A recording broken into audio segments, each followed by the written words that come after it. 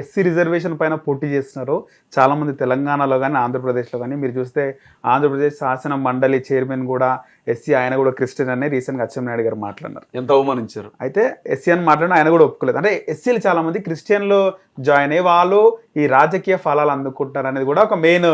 ఇప్పుడు విషయం ఏంటంటే బ్రదర్, ఎవరికి నచ్చిన మతంలో వాళ్ళు ఉంటారు, వద్దని చెప్పడానికి మనం ఎవరు? పుట్టుకతో వాళ్ళు ఎస్సీలు బ్రదర్, మాదిగలు వాళ్ళకి ఆ మెళ్ళో ఆ ట్యాగ్ వేశారు, మాదిగా అన్నారు, చెప్పులు కొట్టాలన్నారు, డప్పు కొట్టాలన్నారు, మాలా అన్నారు, కొండలు మొయ్యాలన్నారు, శవాలను తగలబెట్టాలన్నారు, మీరు అంటాని వాళ్ళు అన్నారు, ఊరవతల బతకండి అన్నారు, మీరు బడిలోకి వస్తే బడి మైలుపడిద్ది అన్నారు, గుళ్ళోకి వస్తే మా దేవుడు మైలుపడతాడు అన్నారు, గేట్లకి తాళాలు వేశారు, గుర్రం ఎక్కితే కాళ్ళు చేతులు నరికారు, బండి మీద వచ్చిన నరికి చంపారు, బట్టలు లేకుండా ఊరేగించారు. వాళ్ళకి అలాగే బతుకుతున్నారే వాళ్ళు. యేసు ప్రభువుని నమ్ముకున్నారు, వాళ్ళ ఇంటి పేరు ఏమన్నా మారిపోతుందా? ఆ కులం ఏమన్నా మారిపోతుందా? వాడిని క్రిస్టియన్ మాదిగా అని అంటున్నారు, అతను క్రిస్టియన్ మాలనే అంటున్నారు. ఏమంటానంటే పోవట్లేదు కదా. మరి అట్లాంటప్పుడు మీరు ఏ రకంగా రిజర్వేషన్ ఫలాలు అంటే విశ్వాసాన్ని బట్టి రిజర్వేషన్ ఎట్లా తీసేస్తారు మీరు? ఏమో రేపొద్దున మళ్ళీ నాకు శ్రీరాముడే దేవుడు అనిపించిందేమో అతనికి. అది అతని మనసుకు సంబంధించిన విషయం కదా, అర్థమవుతుందమ్మా? అది అతని మనసుకు సంబంధించిన విషయం అయినప్పుడు దాన్ని బట్టి మీరు ఏ రకంగా రిజర్వేషన్ వర్తించదంటారు? ఈ దేశ చరిత్ర మీకు ఒక విషయం చెప్తాను. ఇప్పుడు భారతదేశాన్ని పరిపాలించినటువంటి మొదటి చక్రవర్తులు మాదిగలు. నేను మాదిగని కాను, నేను ఒక బీసీ కులానికి చెందిన వ్యక్తిని. నేను చెబుతున్నాను ఇవాళ, ఈ దేశం భారతదేశంగా పెట్టబడక ముందు జంబూ ద్వీపంగా దీన్ని పిలిచేవారు భారతదేశం. ఈ జంబూ ద్వీపాన్ని పరిపాలించింది జాంబవంతుడి వారసులు. జాంబవంతుడికి సంబంధించిన వారసులే మాదిగలు, జాంబవంతుడికి సంబంధించినటువంటి వారసులే మాలలు. ఈ దేశాన్ని పరిపాలించిన మొదటి రాజులు వాళ్ళు. వాళ్ళు దేశాన్ని పాలిస్తుంటే మల్ల యోధులు, ఇప్పుడు మనం చూస్తూ ఉంటాం కదా సినిమాల్లో, మల్ల యోధులు ఉంటారు, మాలలే మల్ల యోధులు. కాలక్రమంలో వాళ్ళని మాలలు అని పిలిచారు. వాళ్ళు మల్ల యోధులు.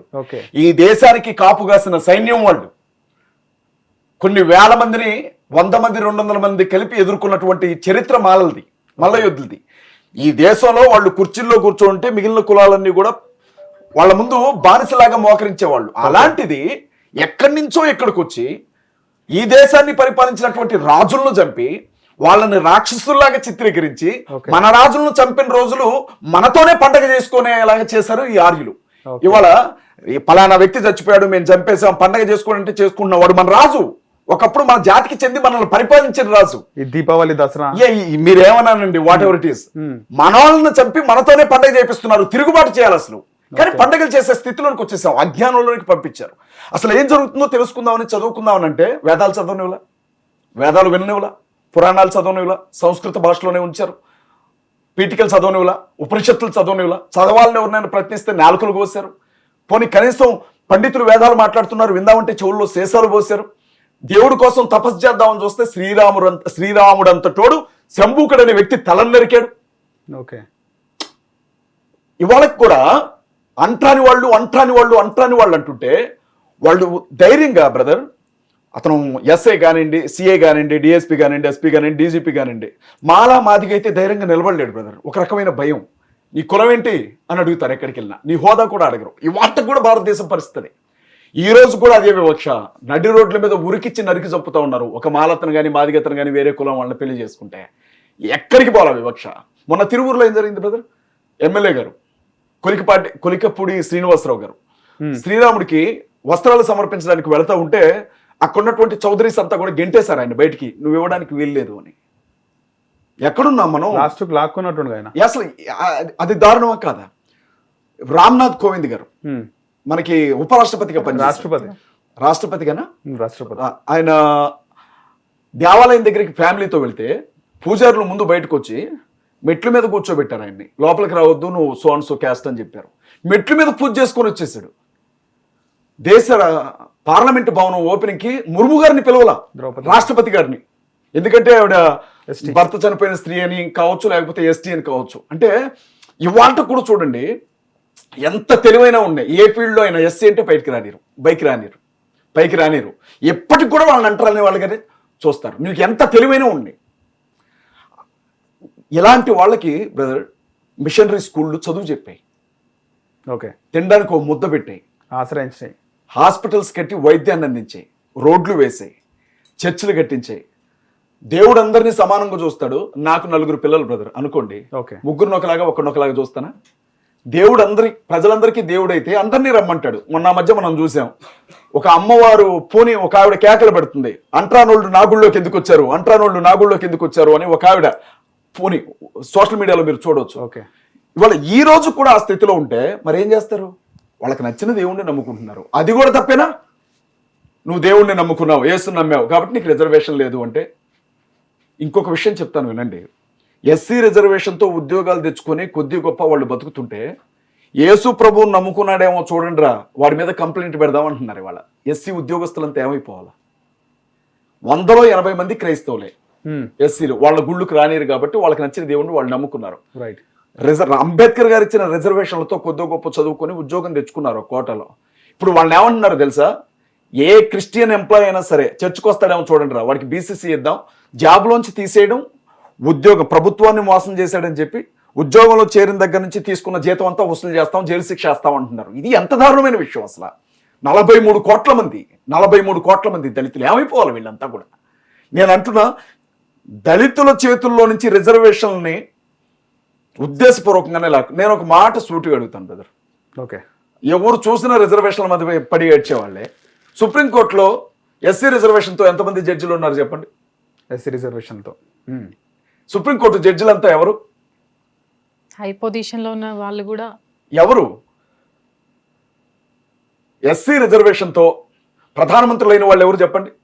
ఎస్సీ రిజర్వేషన్తో ముఖ్యమంత్రులు అయిన వాళ్ళు ఎవరు చెప్పండి? ఎస్సీ రిజర్వేషన్లతో అసలు ఎంత దారుణమైన విషయం. ఆయన సభాపతి మోషన్ రాజు గారు అచ్చెన్నాయుడు లేసి నువ్వు క్రిస్టియన్ అని అన్నాడు. నాకు బాధ అనిపించింది బ్రదర్. ఎందుకో తెలుసా? నువ్వు ఒక దొంగ, నువ్వు ఒక వ్యభిచారివి, మీ నాయకుడు క్రిస్టియనే, మీరు కూడా క్రిస్టియనే, నువ్వు ఒక మోసగాడివి అన్నట్టు. అంటే క్రిస్టియన్ అయితే దేశద్రోహ? క్రిస్టియన్ ఏమన్నా టెర్రరిస్టా? అంటే తిరుపతి లడ్డు వివాదంలో మాట్లాడినప్పుడు ఎట్లయినా సరే నువ్వు క్రిస్టియన్ అని అసలు సభలో ఆ మాట అనొచ్చా? ఒక మత విశ్వాసాన్ని బట్టి నువ్వు క్రిస్టియన్ అనొచ్చా? జగన్ ఏ రోజైనా 5 సంవత్సరాలు ఉన్నాడు ఆయన నువ్వు హిందూ అని చంద్రబాబు అన్నాడా? నువ్వు హిందూ అని పవన్ కళ్యాణ్ గారిని అన్నాడా? అచ్చెన్నాయుడిని అన్నారా? మరి ఏ ఉద్దేశంతో నువ్వు క్రిస్టియన్వి అని అంటారు? అంటే మేము అంత నీచమైన స్థితిలో ఉన్నావా క్రైస్తవుల వల్ల? వాస్తవానికి దేవుణ్ణి నమ్మరు కదా క్రిస్టియన్స్, హిందూ దేవుని నమ్మరు. హిందూ సంబంధించి తెలియక అడుగుతాను బ్రదర్, మీరు నార్మల్ గా దేవుళ్ళు ఉంటారు? నార్మల్ గా మీరు ఎంతమంది దేవుళ్ళు? హిందూ దేవుళ్ళ ప్రసాదం తింటారా మీరు? బ్రదర్ నేను ఒక విషయం చెప్తా. తింటారా? అయ్యప్ప మాల ఉంది కదా, ఓకే. మాల వేసుకున్న వ్యక్తికి మాంసం పెడితే తింటాడా? తినడు. తినిపించగలరా మీరు? మేము కూడా క్రీస్తు అనే ఒక నిష్టలో ఉన్నాం. క్రీస్తు దగ్గర ఆహారం తప్ప వేరే ఆహారం తీసుకోలేము మేము. అంటే మీరు హిందూ ప్రసాదం ఒక మాంసంతో పోలుస్తున్నారు? మాంసం అని కాదు, అది ఎంత పవిత్రమైందైనా, అది ఎంత భక్తిని కలిగించేదైనా మేము ఒక నిష్టలో ఉన్నాం. ఓకే. ఇప్పుడు నేను ఒక చిన్న విషయం చెప్తాను. లడ్డు కూడా నిష్టమైందే కదా, పరమ పవిత్రమైందే కదా. తప్పులేదు, గౌరవిస్తాం. అంటే మీకు నచ్చదు, మీ పాలసీ కాదు అది, మీ సిద్ధాంతం, మా పద్ధతి కాదు అది. రైట్, మా పద్ధతి కాదు. అక్కడ అచ్చెన్నాయుడు గారు కూడా అదే మాట్లాడారు. ఆయన ఏమన్నారు? అసెంబ్లీలో ఎలా మాట్లాడారు? దేవుణ్ణి నమ్మరు మీరు. కాదు బ్రదర్, వాళ్ళు ఏమని ప్రమాణం చేసి అసెంబ్లీకి వచ్చారు? ఎన్నికల్లో పోటీ చేసి గెలిచినప్పుడు. వాస్తవానికి రాజకీయాల్లో ఉన్న నాయకులు అన్ని కులాలు మతాలు ఒకటే ఒక విధంగా. వాళ్ళు ఏమంటారు? కులమతాలకు అతీతంగా, రాగద్వేషాలకు అతీతంగా మేము పరిపాలన చేస్తామన్నారు అన్నారు కదా. ఏ క్రిస్టియన్స్ అయితే శాసనసభాపతిగా ఉండకూడదా? క్రిస్టియన్స్ అయితే ఎమ్మెల్యేలుగా గెలవకూడదా? క్రిస్టియన్స్ అయితే ముఖ్యమంత్రి కాకూడదా? ఎందుకు మోషన్ రాజు గారు నేను క్రిస్టియన్ కాదు హిందూ ఎందుకు అన్నాడు? ఎందుకు భయం? ఎందుకు? ఒకవేళ ఆయన హిందుత్వంలోనికి వెళ్ళిపోయాడేమో, క్రిస్టియానిటీని వదిలిపెట్టి హిందుత్వంలోనికి వెళ్ళిపోయాడేమో, అందుకే నేనేమో హిందూని అని చెప్పాడు. వాళ్ళ అబ్బాయి ఐపీఎస్ ఆఫీసర్ గా ఉన్నారు. రేపొద్దున ఆయన మెడకేళ చుడతారు. ఇదంతా ఇప్పుడు బ్లాక్ మెయిలే కదా. బ్లాక్ మెయిల్ మేము చెప్పినట్టు అనకపోతే నీ ఉద్యోగం పోతుంది, నీ కొడుకు ఉద్యోగం పోద్ది అని అంటే ఏం చేస్తారు? ఏం చేయాలి? మరి సమానత్వం పోకేది. మరి యేసు ప్రభువుని నమ్ముకున్న బీసీ వాడికి ఎందుకు ఉద్యోగం తీరు? మీరు ఓసీ వాడు ఉద్యోగం ఎందుకు తీరు? అక్కడ రిజర్వేషన్ ఫలాలు లేవు కదా. ఎందుకు లేవు? బీసీ రిజర్వేషన్ లేదా? నేను బీసీ రిజర్వేషన్ కోటాలోనే చదువుకున్నా. ఎస్టీ రిజర్వేషన్ లేవు. ఎస్టీలకు ఉన్నంత రిజర్వేషన్ ఎందుకు లేవు? ఇవాళ ఈడబ్ల్యూఎస్ పేరుతో 5%, 10% ఉన్న వాళ్ళకి 11% ఇస్తున్నారు. అందరికంటే ఎక్కువ రిజర్వేషన్ తీసుకుంటుంది వాళ్ళ ఓసీలే. ఓసీలు తీసుకుంటున్నారు. ఇవాళ ఈడబ్ల్యూఎస్ అనే సర్టిఫికెట్ ఉన్న ప్రతి ఒక్కరికి ఉద్యోగం వస్తుంది. వాళ్ళకి కూడా ఉంది కదా. ఇప్పుడు కాదు బ్రదర్, 100 మంది ఉన్నాం, మాకు 50% రిజర్వేషన్ ఇచ్చారనుకోండి. 10 మంది ఉన్న వాళ్ళకి 100% ఇస్తే ఎవరు రిజర్వేషన్ ఎక్కువ? 100 మంది ఉన్న వాళ్ళకి 50% ఇచ్చారు రిజర్వేషన్. 10 మంది ఉన్న వాళ్ళకి 100% ఇచ్చారనుకో వాళ్ళ జనాభాను బట్టి ఎవరు రిజర్వేషన్ ఎక్కువ? ఈడబ్ల్యూఎస్ రిజర్వేషన్ ఎక్కువ, ఓకే ఓసీలు తీసుకుంటున్న రిజర్వేషన్ ఎక్కువ. రైట్. మరి కాదని చెప్పగలరా? ముఖ్యంగా ఇక్కడ ఎస్సీలు ఎవరైతే కన్వర్టెడ్ క్రిస్టియన్స్ ఉన్నారో వాళ్ళకి రిజర్వేషన్ ఇవ్వకపోతే లాస్ ఏ విధంగా లాస్ ఉంటుంది అంటారు? బ్రదర్ ఒక విషయం చెప్తాను, రోజంతా కూలి పనికి వెళ్తేనే కానీ ఇల్లు గడవదు బ్రదర్. మా మిస్సెస్ ఒక ఎస్సీ, ఓకే, ఒక ఎస్సీ అమ్మాయిని చేసుకున్నాను. వాళ్ళ ఊరు వెళ్తాను కదా నేను. ఓకే. ఒళ్ళు నొప్పి నడువు నొప్పులతో ఉన్న ముసలోళ్ళు ఉంటారు కదా బ్రదర్, పొద్దున్న లేచి పనికి వెళ్ళిపోతారు, సాయంత్రం కాగానే ఇంత మందు తాగి పడుకుంటారు. మరి 2 రోజులు రెస్ట్ తీసుకోవచ్చు కంటే ఇల్లు ఎట్లా గడిచింది బిడ్డ? ఇంకా అంటే ఎస్సీలో మొత్తం అందరు గరీబోలు ఉన్నారంటారా? ఎవరు ఎస్సీస్ లో అందరు గరీబోలు ఉన్నారంట. ఇప్పుడు ఏమైందంటే ఉద్యోగం వచ్చిన వాళ్ళు వాళ్ళ జాతిని ఉద్ధరించాలని అనుకోలే. ఉద్యోగం వచ్చిన వ్యక్తి సిటీకి వచ్చాడు, సెటిల్ అయిపోయాడు. ఊరు మొత్తం అట్లనే ఉంది బ్రదర్. ఏం మారింది చెప్పండి? పల్లెటూరుకి రండి నాతో పాటు ఒక 2 రోజులు మీ హిట్ టీవీ నుంచి. ఓకే. దళితుల జీవితాలు ఎట్లున్నాయో చూడండి. వాళ్ళకి ఏ రోజుకి ఆ రోజు కూలికెళ్తేనే ఇల్లు గడుస్తుంది. ఓకే.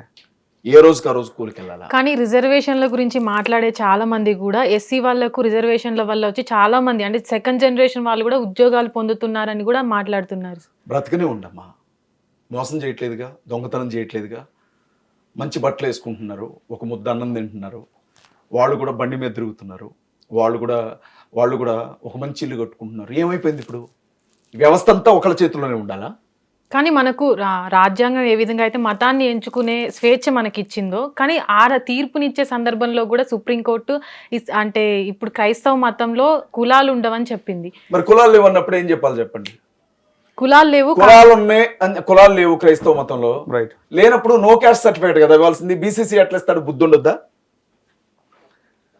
క్రిస్టియానిటీలో కులాలు లేవు, అప్పుడు నువ్వేమి ఇవ్వాలా? హిందుత్వాన్ని వదిలిపెట్టి క్రిస్టియానిటీలోకి వెళ్ళిపోయిన వాళ్ళకి ఎప్పుడన్నా అడిగిరా మీరు? అడుగుతున్నాను కదా అలాంటిది. ఇప్పుడే అడుగుతున్నాను.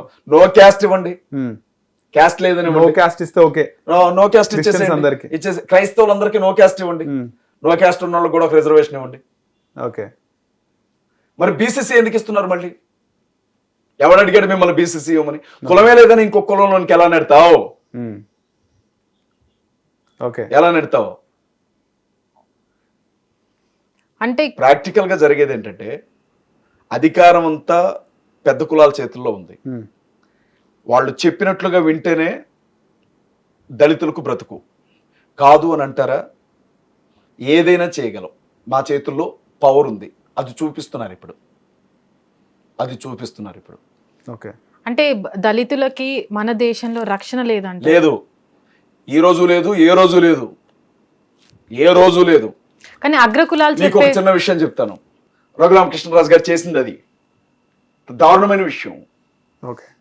సో ఇక్కడ హిట్ టీవీ యాప్, ఇందులో short news, live news, entertainment shows, movies, digital magazines తో పాటు మీ జిల్లా వార్తలను కూడా ఫ్రీగా చూడొచ్చు. ఇంకెందుకు ఆలస్యం?